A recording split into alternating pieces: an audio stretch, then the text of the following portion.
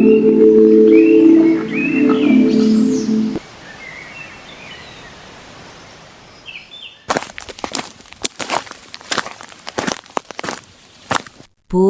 ayo toh kita ke ladang. Ibu kenapa sih? Kok kayaknya lo lemes banget? Iya nak, ibu memang lagi nggak enak badan dari semalam. Badan ibu meriang. Oh ya udah kalau gitu, biar aku aja yang ke ladang. Ibu di rumah aja ya, istirahat. Nanti yang masak biar si Uun. Kamu bener-bener bisa ngerjain ladang sendirian toh? Ibu takut kamu malah sakit. Udah, nggak apa-apa. Aku bisa kok sendiri. Ibu istirahat saja. Ya udah, aku bangunin si Uun dulu ya, Bu. Uun, bangun toh. Udah siang loh. Kamu kok tidur aja? Aduh, apaan sih kamu ini? Pagi-pagi udah bangunin aku aja. Nggak tahu apa aku masih ngantuk toh. Ibu lagi sakit, jadi nggak ke ladang. Ibu disuruh istirahat aja. Kamu yang masak ya. Jangan lupa, kalau udah mateng, bawain aku lauk sama minum ke ladang. Masa aku kamu suruh masak? Yang bener aja. Bisa-bisa wajahku gosong kayak kamu. Lagian ibu masih sakit biasa aja kan? Masih bisa masak. Udah aku mau tidur lagi. Sana kamu ke ladang.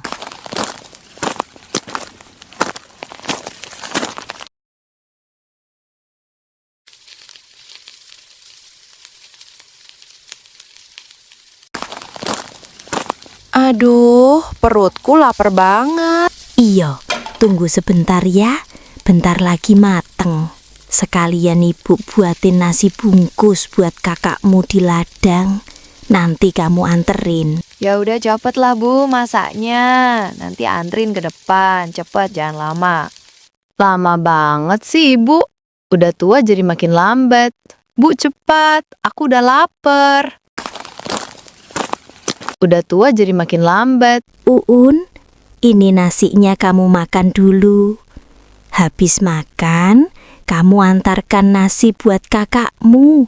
Kasian, pasti capek banget sendirian di ladang. Hah?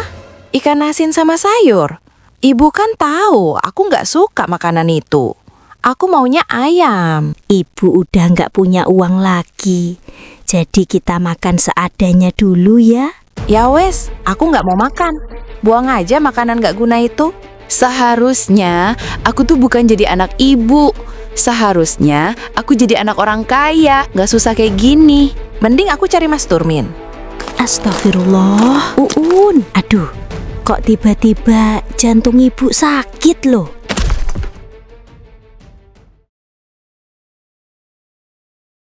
Aduh, panas banget loh.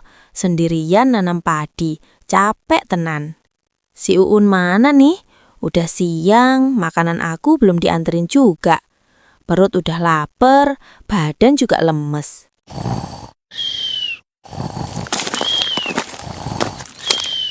Kartini, bangun. Kenapa kamu tidur di sini? Aku membawa bekal dari rumah. Apa kamu mau makan bersama?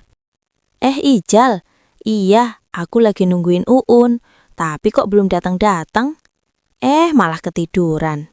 Oh, kamu bawa bekal? Oh iya, ya wis, aku juga udah lapar banget. Ya, sudah bagus. Kalau begitu, aku bawa banyak makanan. Oh ya, tumben kok kamu sendiri?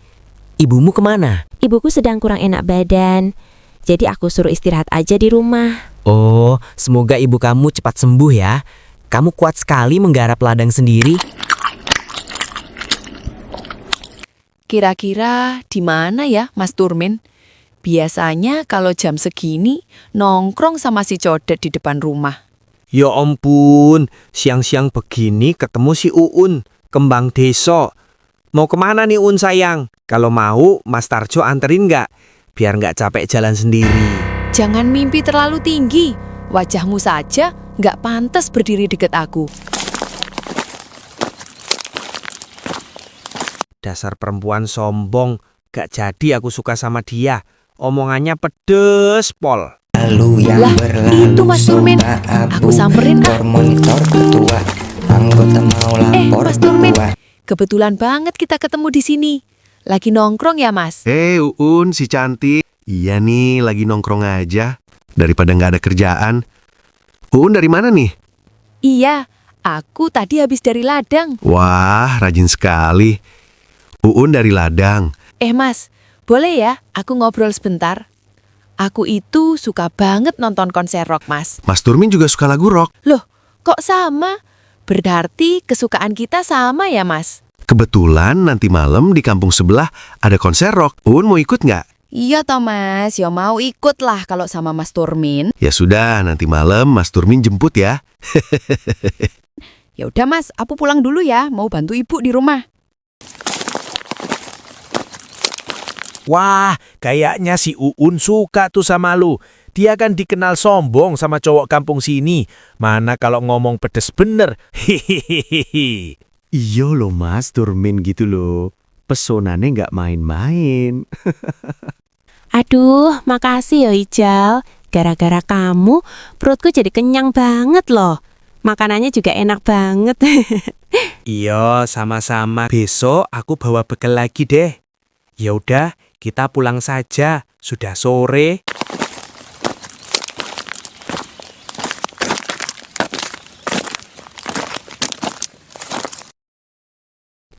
Uun, dari mana aja sih kamu? Aku nunggu di ladang kok nggak datang-datang toh.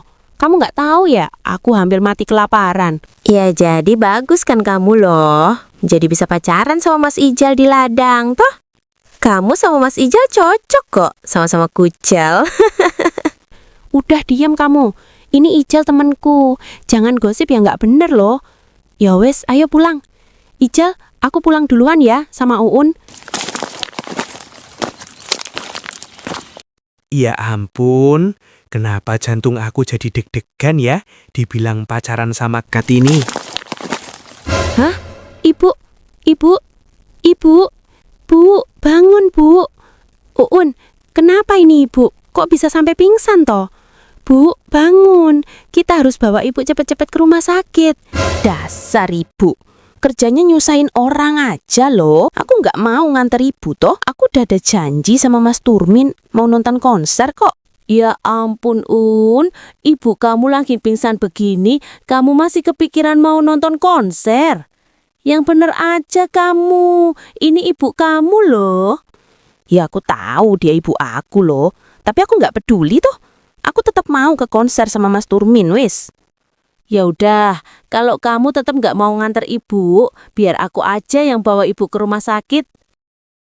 Gimana keadaan ibu saya? Iya ibu, kamu tadi terkena serangan jantung jadi pingsan. Karena sudah tua, jadi jantungnya sudah lemah. Jadi kamu tolong jaga ibu kamu, jangan sampai kecapekan, dan jangan membuat ibu banyak pikiran. Nanti pulang, obatnya tolong diminum ya. Udah datang ke Mas Turmin. Ya udah, ayo Un, sudah rapi.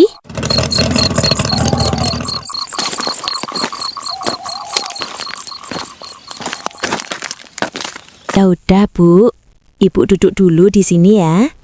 Biar Kartini ambil air buat minum obat Ibu. Ini Bu, diminum obatnya. Biar cepet sehat loh. Kartini, di mana adik kamu si Uun? Kok gak ada di rumah? Uun tadi pergi sama Mas Turmin. Katanya udah janjian mau nonton konser di kampung sebelah. Oh iya Bu, Ibu kenapa kok bisa sampai kayak begini toh? Iya, tadi siang Uun sudah lapar mau makan. Ibu berikan Uun makan pakai nasi, ikan asin dan sayur. Dia gak mau.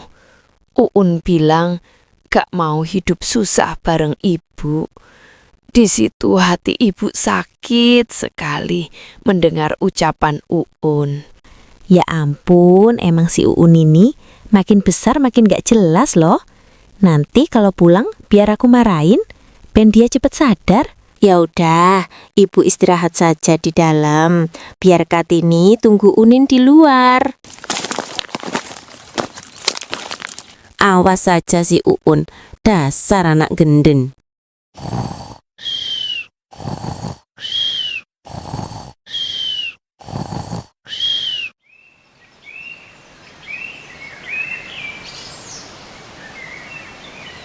Lah, sudah pagi aja.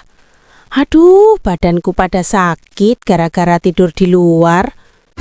Oh iya, si Uun kok belum pulang juga ya? Nih anak benar-benar sudah kelewat batas.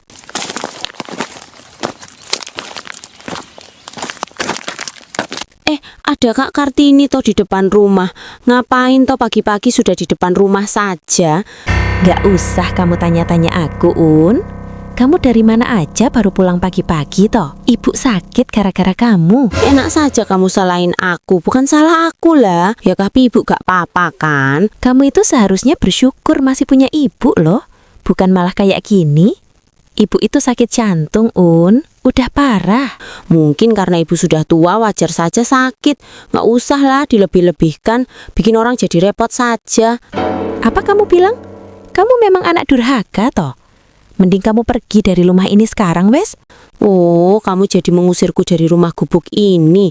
Baiklah, aku juga sudah tidak sudi tinggal di rumah reot seperti ini. Aku akan mengemasi barang-barangku langsung pergi.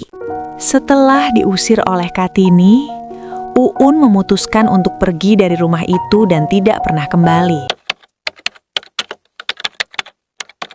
Kartini mendengar kabar bahwa Uun akan menikah dengan Mas Turmin minggu ini. Namun Kartini dan ibunya sama sekali tidak mendapatkan undangan pernikahan. Hari pernikahan Uun dan Mas Turmin pun akhirnya tiba. Sebuah pesta megah digelar di tengah desa. Dihiasi tenda besar, musik meriah, dan hidangan melimpah. Tamu undangan datang dari berbagai penjuru, memenuhi halaman rumah dengan tawa dan ucapan selamat. Namun di balik kemewahan itu, ada satu hal yang terasa janggal. Kursi untuk ibu dan kakaknya, Kartini, kosong tanpa penghuni. Tidak ada doa restu dari seorang ibu, tidak pula kehadiran kakak yang selama ini selalu berkorban. Uun seolah benar-benar telah melupakan mereka. Di tengah riuhnya pesta, Uun tersenyum bahagia, tertawa bersama para tamu, seakan masa lalu tak pernah ada. Ia menutup mata terhadap kenyataan bahwa ibunya terbaring sakit dan Kartini berjuang sendirian merawat ibu di rumah sederhana mereka. Tak seorang pun tahu, di saat yang sama, Kartini hanya bisa menatap langit dengan hati yang hancur. Ia tidak menangis di hadapan ibunya, namun di dalam dadanya tersimpan luka yang dalam. Ibu yang sabar ya, Bu. Kartini bakal bawa ibu ke rumah sakit. Ibu harus kuat ya, Bu. Kartini terus menangis di samping ibunya yang terbaring lemah. Napas sang ibu semakin pendek, wajahnya pucat, dan tubuhnya tak lagi berdaya. Hati Kartini hancur melihat kondisi itu. Ia tahu ibunya harus segera dibawa ke rumah sakit. Kartini memutuskan untuk menemui Uun, adik kandungnya, berharap masih ada sedikit rasa peduli di hati Uun untuk meminjamkan uang demi pengobatan ibu mereka. Kartini berjalan menyusuri jalan desa sambil menangis. Setiap langkah terasa berat, namun harapan kecil terus ia genggam. Sesampainya di rumah Uun yang besar dan mewah, Kartini memanggil-manggil nama adiknya. Uun, ini kakakmu. Kartini, Un. Berkali-kali ia memanggil, namun tak ada jawaban. Tak lama kemudian, seorang perempuan keluar dari rumah itu. Ternyata ia adalah pembantu rumah tangga. Dengan suara bergetar menahan tangis, Kartini menyampaikan maksud kedatangannya. Ia ingin bertemu Uun, adiknya sendiri. Pembantu itu hanya menatap singkat, lalu menyuruh Kartini menunggu. Permisi Mbak Uun, ada tamu namanya Kartini, sedang nunggu di depan. Opo Kartini? Ngapain dia kesini loh? Pasti dia udah tahu kalau hidupku sekarang jadi orang kaya toh. Pasti mau minjem uang. Ada apa kamu kesini? Uun, tolong dengarkan aku, Un. Ibu sedang sakit, harus segera dibawa ke rumah sakit. Aku benar-benar tidak punya uang sama sekali, Un. Tolong bantu aku sekali ini saja, Un. Oh gitu, udah biarin aja di rumah. Paling nanti juga sembuh sendiri. Enak aja kamu, datang-datang mau minjem uang. Kamu pikir aku ini Bang toh, Kasihan Ibu Un. dulu kan kamu yang ngusir aku dari rumah. Sekarang kok berani-beraninya datang ke sini loh. Uun, aku minta maaf atas semua kesalahanku dulu ke kamu. Tolong bantu Ibu Un. Aku nggak bakal minjemin kamu uang, walaupun uangku banyak toh. Udah, pergi sana. Kartini tak beranjak. Ia bersujud di depan rumah Uun, memohon dengan hati yang hancur, berharap pintu itu terbuka. Waktu terus berlalu, langit yang semula cerah berubah gelap. Hujan turun membasahi tubuh Kartini, namun Uun tetap tidak keluar. Tidak ada jawaban, tidak ada kepedulian. Dengan tubuh gemetar dan hati yang remuk, Kartini akhirnya pulang. Sepanjang jalan, air mata bercampur air hujan mengalir tanpa henti. Sesampainya di rumah, langkah Kartini terhenti. Ibunya telah terbaring kaku. Ia terlambat, tangis Kartini pecah seketika. Dunia seolah runtuh di hadapannya. Ibunya telah pergi, meninggalkannya sendirian di dunia ini. Setelah pulang dari pemakaman, Kartini hanya bisa duduk melamun di depan rumah. Tatapannya kosong, pikirannya penuh kebingungan. Ia tak tahu lagi harus berbuat apa. Tak lama kemudian, Mas Ijal datang. Ia duduk di samping Kartini tanpa banyak bicara. Kehadirannya yang sederhana justru memberi ketenangan. Mas Ijal menguatkan Kartini, mengingatkannya bahwa hidup harus tetap berjalan, meski dengan luka yang masih terasa perih. 1 bulan kemudian, Kartini dan Mas Ijal menikah dengan sederhana, tanpa pesta mewah, tanpa kemegahan. Namun pernikahan itu dipenuhi ketulusan dan doa. Mereka memulai kehidupan baru dengan saling melengkapi, saling menguatkan dalam keterbatasan. Perlahan, kerja keras dan kejujuran membawa mereka pada keberkahan. Kartini dan Mas Ijal berhasil membuka usaha agen beras. Dari kecil hingga berkembang, usaha itu akhirnya menjadi yang terbesar di kampung. Kehidupan mereka berubah, bukan karena keserakahan, tetapi karena kesabaran dan keikhlasan. Berbeda dengan kehidupan Kartini, nasib Mas Turmin justru berbalik arah. Ibu dan bapaknya tertangkap karena kasus korupsi. Seluruh aset disita. Kehidupan mewah yang selama ini mereka banggakan lenyap seketika. Mas Turmin dan Uun terpaksa meninggalkan rumah besar mereka dan mengontrak di tempat yang sangat kecil.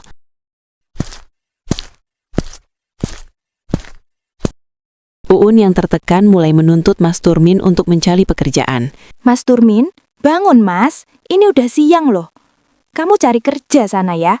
Uangku udah habis buat makan. Aku udah nggak punya uang lagi kok. Dasar suami nggak guna. Nyesel aku nikah sama kamu loh. Dasar wanita cerewet. Pergi sana, aku masih ngantuk. Jangan berisik. Mas Turmin yang tak pernah terbiasa hidup susah, mulai stres. Ia enggan bekerja.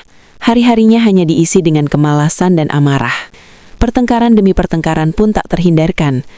Rumah tangga mereka dipenuhi emosi dan kekerasan. Tak sanggup lagi menahan penderitaan, Uun akhirnya memutuskan pergi. Ia meninggalkan rumah kontrakan itu tanpa tujuan yang jelas. Dalam kebingungan, langkah Uun terhenti saat melihat Kartini dan Mas Ijal di depan toko mereka. Keduanya tampak bahagia, saling menyayangi, dan hidup dalam ketenangan. Saat itulah Uun menyadari semuanya.